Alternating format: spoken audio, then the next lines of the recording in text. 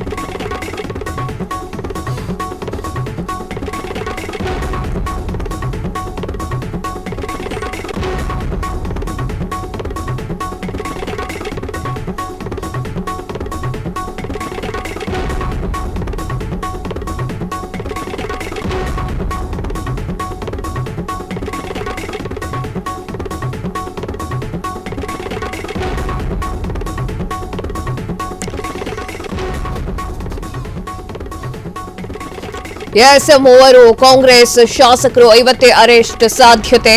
ಓರ್ವ ಕಾಂಗ್ರೆಸ್ ಸಂಸದ ಕೂಡ ಇವತ್ತೇ ಅರೆಸ್ಟ್ ಆಗುವಂತಹ ಸಾಧ್ಯತೆ. ಕಾಂಗ್ರೆಸ್ ನಾಯಕರ ಕೋಟೆಗೆ ಲಗ್ಗೆ ಇಟ್ಟಂತಹ ಜಾರಿ ನಿರ್ದೇಶನಾಲಯ ಈಗಾಗಲೇ ವಾಲ್ಮೀಕಿ ಹಗರಣದಲ್ಲಿ ನಾಗೇಂದ್ರ ಬಂಧಿಸಿದ್ದಂತಹ ಇಡಿ ಇವತ್ತು ಮೂವರು ಶಾಸಕರು ಓರ್ವ ಸಂಸದನ ಮನೆ ಮೇಲೂ ಕೂಡ ದಾಳಿಯನ್ನ ನಡೆಸಲಾಗಿದೆ. ಹಗರಣ ಸಂಬಂಧ ನಾಲ್ವರನ್ನ ಅರೆಸ್ಟ್ ಮಾಡುವಂತಹ ಸಾಧ್ಯತೆಗಳು ಕೂಡ ಹೆಚ್ಚಾಗಿ ಕಂಡು ಬರ್ತಾ ಇದೆ.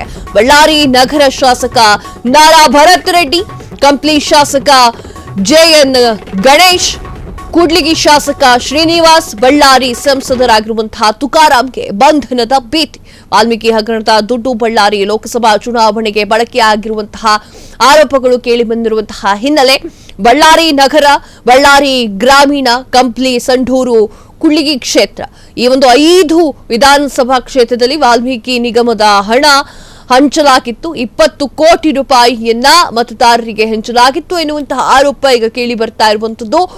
ಕಳೆದ 5 ಗಂಟೆಯಿಂದ ನಡೀತಿರುವಂತಹ ವಿಚಾರಣೆ ಈಗ 4 ಜನರಿಗೆ ಬಂಧನದ ಭೀತಿ ಶುರುವಾಗಿದೆ. ಮೂವರು ಕಾಂಗ್ರೆಸ್ನ ಶಾಸಕರು ಅರೆಸ್ಟ್ ಆಗುವಂತಹ ಸಾಧ್ಯತೆಗಳು ಕೂಡ ಹೆಚ್ಚಾಗಿ ಕಂಡು ಬರ್ತಾ ಇರುವಂತದ್ದು. ಯಾಕೋ ಕಾಂಗ್ರೆಸ್ ಗ್ರಾಚಾರ ಸರಿ ಇಲ್ವೋ ಏನೋ ಗೊತ್ತಿಲ್ಲ. ಇಡೀ ದಾಳಿಯ ಮೇಲೆ ಇಡೀ ದಾಳಿ ನಡೀತಾ ಇರುವಂತದ್ದು. ಓರ್ವ ಕಾಂಗ್ರೆಸ್ನ ಸಂಸದರು ಕೂಡ ಅರೆಸ್ಟ್ ಆಗುವಂತಹ ಸಾಧ್ಯತೆ ಹೆಚ್ಚಾಗಿ ಕಂಡು ಬರ್ತಾ ಇದೆ. ಕಾಂಗ್ರೆಸ್ನ ನಾಯಕರ ಕೋಟೆಗೆ ಇಡಿ ಏನು ಜಾರಿ ನಿರ್ದೇಶನಾಲಯ ಇದೆ ಅದು ಲಗ್ಗೆಯನ್ನ ಇಟ್ಟು ಕೋಟೆ ಒಳಗಡೆ ತಮ್ಮ ವಿಚಾರಣೆಯನ್ನ ನಡೆಸ್ತಾ ಇರುವಂತದ್ದು. ಈಗಾಗಲೇ ವಾಲ್ಮೀಕಿ ಹಗರಣದಲ್ಲಿ ನಾಗೇಂದ್ರ ಅವರನ್ನ ಬಂಧಿಸಿದ್ದಂತಹ ಇಡಿ ಈಗ ಮತ್ತೆ ಮೂವರು ಶಾಸಕರು ಓರ್ವ ಸಂಸದರ ಮನೆ ಮೇಲೂ ಕೂಡ ದಾಳಿಯನ್ನ ನಡೆಸಿದೆ. ಹಗರಣಕ್ಕೆ ಸಂಬಂಧಪಟ್ಟಂತೆ 4 ಕೂಡ ಅರೆಸ್ಟ್ ಮಾಡುವಂತಹ ಸಾಧ್ಯತೆ ಇದೆ ಅಂತ ಹೇಳಲಾಗ್ತಾ ಇದೆ. ಬಳ್ಳಾರಿ ನಗರದ ಶಾಸಕರಾಗಿರುವಂತಹ ನಾರಾ ಭರತ್ ರೆಡ್ಡಿ, ಕಂಪ್ಲಿ ಶಾಸಕರಾಗಿರುವಂತಹ ಜೆಎನ್ ಗಣೇಶ್, ಕೂಡ್ಲಿಗಿ ಶಾಸಕರಾಗಿರುವಂತಹ ಶ್ರೀನಿವಾಸ್, ಬಳ್ಳಾರಿಯ ಸಂಸದರಾಗಿರುವಂತಹ ಈ ತುಕಾರಾಂಗೆ ಬಂಧನದ ಭೀತಿ ಎದುರಾಗಿದೆ. ಯಾವ ವಿಚಾರಕ್ಕೆ ದಾಳಿಯನ್ನ ನಡೆಸಿದ್ದಾರೆ ಅಂತ ನೋಡೋದಾದ್ರೆ, ವಾಲ್ಮೀಕಿ ಹಗರಣದ ದುಡ್ಡು ಬಳ್ಳಾರಿ ಲೋಕಸಭಾ ಚುನಾವಣೆಯಲ್ಲಿ ಬಳಕೆಯಾಗಿರುವಂತಹ ಆರೋಪ ಕೇಳಿ ಬಂದಿರುವಂತಹ ನಿಟ್ಟಿನಲ್ಲಿ ಈ ಒಂದು ಕೆಲಸವನ್ನ ಮಾಡಲಾಗ್ತಾ ಇದೆ. ಬಳ್ಳಾರಿ ನಗರ, ಬಳ್ಳಾರಿ ಗ್ರಾಮೀಣ, ಕಂಪ್ಲಿ, ಸಂಡೂರು, ಕೂಡ್ಲಿಗಿ ಕ್ಷೇತ್ರ ಈ ಒಂದು 5 ವಿಧಾನಸಭಾ ಕ್ಷೇತ್ರದಲ್ಲಿ ವಾಲ್ಮೀಕಿ ನಿಗಮದ ಹಣವನ್ನ ಹಂಚಲಾಗಿತ್ತು ಅನ್ನುವಂತಹ ಆರೋಪ ಕೇಳಿ ಬಂದಿತ್ತು. 20 ಕೋಟಿ ರೂಪಾಯಿಯನ್ನ ಮತದಾರರಿಗೆ ಹಂಚಲಾಗಿತ್ತು ಎನ್ನುವಂತಹ ಆರೋಪ ಕೇಳಿ ಬಂದಿರುವಂತಹ ನಿಟ್ಟಿನಲ್ಲಿ ಇಡಿ ದಾಳಿಯನ್ನ ನಡೆಸಿದ್ದು. ಈಗ 5 ಗಂಟೆಗಳಿಗೂ ಕಾಲ ಅಧಿಕವಾಗಿ ವಿಚಾರಣೆಗಳು ನಡೀತಾ ಇರುವಂತದ್ದು. ಕ್ಷಣದ ಸುದ್ದಿಗಳಿಗಾಗಿ ಫ್ರೀಡಂ ಟಿವಿ ಸಬ್ಸ್ಕ್ರೈಬ್ ಮಾಡಿ, ಲೈಕ್ ಮಾಡಿ ಹಾಗೂ ಫಾಲೋ ಮಾಡಿ. ಹೊಸ ಸುದ್ದಿಗಳ ನೋಟಿಫಿಕೇಶನ್ಗಾಗಿ ಬೆಲ್ ಐಕಾನ್ ಮೇಲೆ ಕ್ಲಿಕ್ ಮಾಡಿ.